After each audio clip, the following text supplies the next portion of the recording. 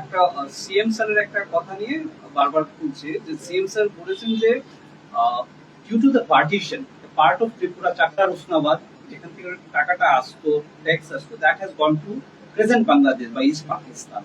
So the people, those who have moved from that part, they should be considered as internal displaced people, not as a refugee. Do you subscribe to this? দেখুন, সেই বিষয়ে দেখুন, যত বেশি আপনি পেছনের দিকে যাবেন, পেছন থেকে শিক্ষা নিতে হয়, আগের দিকে চলে যেতে হয়. বারবার আমি পেছনে চলে যাব তো নিজের স্বভাবটাও তেমন হয়ে যাবে. আমি পেছন ইতিহাস থেকে শিক্ষা নেওয়া, আমি তো মহারানী বিভূদেবী যিনি আমাদের মহারানী আছেন, মহারাজ প্রদ্যুৎ কিশোর মানিকের মা, উনি দেখেছি আমাকে ভাষণের মধ্যে ওখানে, আমি যখন সিএম ছিলাম, জামাতে আহদাকে একটা জায়গা এখানে দেওয়া হয়েছিল, পুকুরটা যে ছিল ওখানে একটা জায়গা মহারানীও দিয়েছে, মহারাজরাই দিয়েছে তাদেরকে, রানী পুকুরের কাছে. ওখানে ভাষণ দেওয়ার সময় মহারানী বলেছে, ভাষণটা দেখে মহারানী বলেছে যে তো আমার শ্বশুরের সব ছিল, আমরা 40,000 টাকা থেকে চিটাগাংকে কিনেছি, আমরা এত হাজার টাকা থেকে ব্রাহ্মণবাড়িয়া তার কর দিয়ে আমরা নিয়েছি.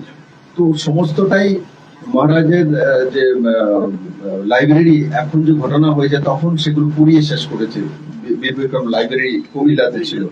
তো স্বাভাবিকভাবে এগুলো তো ইতিহাস, এটা তো মিথ্যা নয়. তো মহারাজের যে ছোট্ট ত্রিপুরা নয়, ত্রিপুরার কমসে কম 7-8 গুণা বড় ত্রিপুরা রাজ্য ছিল. তো সেটা কোনো অসত্য নয়, সত্য কথা. ত্রিপুরার রাজা বড় রাজ্যের অধিকারী ছিল.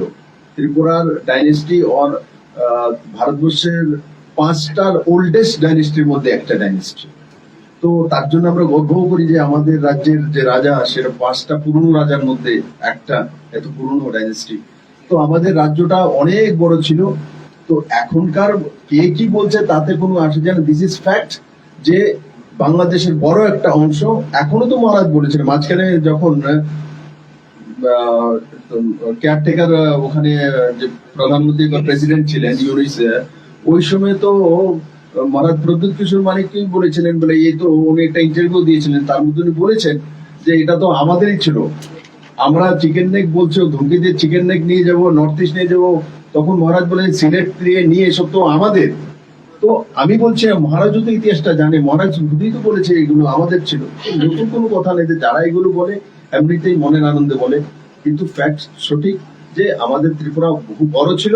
এবং সেটার মধ্যেই কুমিল্লাতে তো আমার বাবা কুমিল্লাতে থাকতেন.